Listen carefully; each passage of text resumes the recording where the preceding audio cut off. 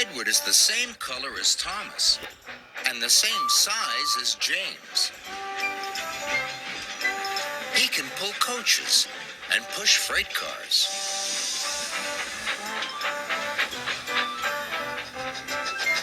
And he often works as a back engine. But Edward is old and not as strong as the other engines. So sometimes Edward feels left out. The Duke and Duchess of Boxford came to visit their new summer house. They came on their own private engine called Spencer. Spencer is big and silver and very fast. When Spencer pulled into Knapford, his driver had exciting news for him. "You have beaten Gordon's record," he said. "Of course," boasted Spencer. "I'm faster and finer than all the engines on Sodor put together."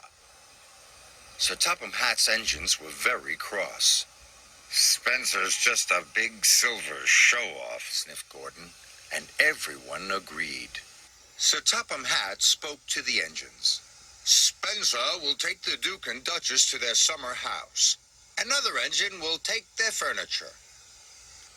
Sir Topham Hatt's engine saw the chance for a race. "Please, sir," said Thomas, Percy, Gordon, and James all together. "May I go?" "You all have other work to do," boomed Sir Topham Hatt. "Edward will take the furniture." James and Gordon groaned. "Fancy sending a back engine to do an express engine's job," sniffed Gordon. "He'll lose the race and let the whole railway down," said James. Thomas and Percy were cross. Edward was their friend. "Spencer has a bigger boiler," said Thomas, "but that just means more hot air." "An honest steamy can beat a pouty puffer any day," added Percy. Edward set off.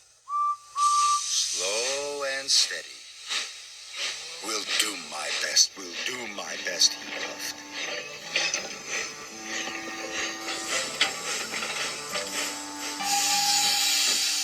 Spencer set off and quickly passed Edward. "I've won already," he boasted. And with a whoosh, he was gone.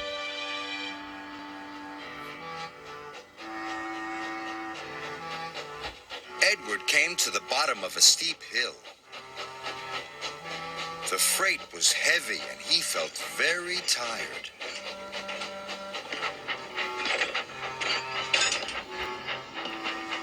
He huffed and he puffed and was soon at the top.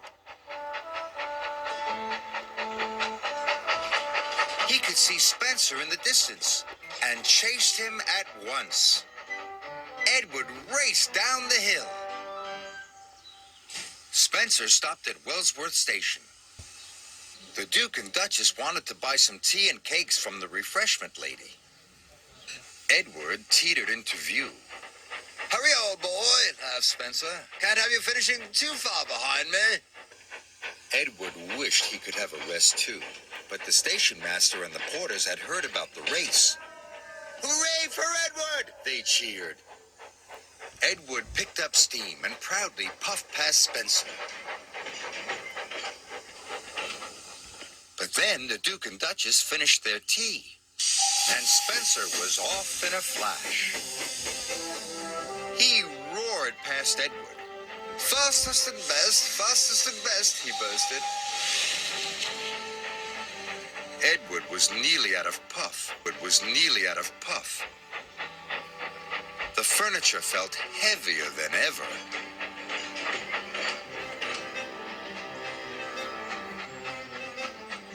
Up ahead, Spencer had to stop. The Duke wanted to take some photographs of the countryside. The Duke set up his camera. Spencer closed his eyes. "Nothing to worry about," he said lazily.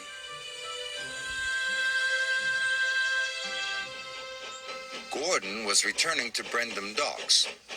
He passed Spencer and knew Edward must be losing the race.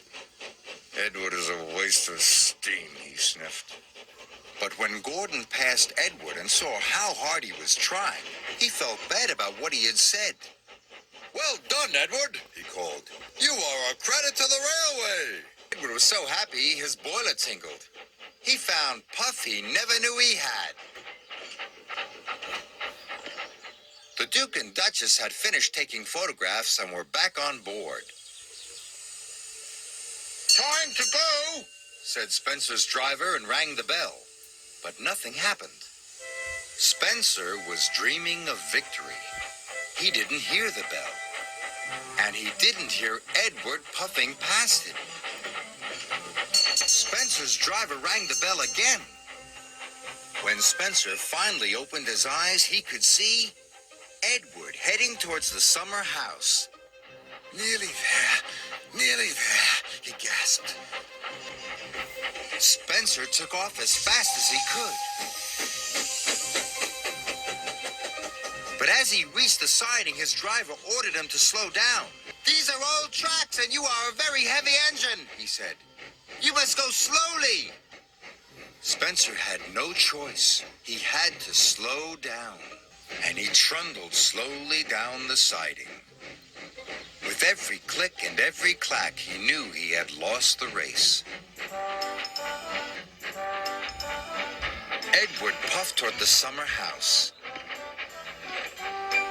"I've won," he gasped. "I did it!" Edward felt like a really useful engine. "Hooray! I've won!" he cheered loudly. Edward felt like the pride of the Sodor Railway, and he was right.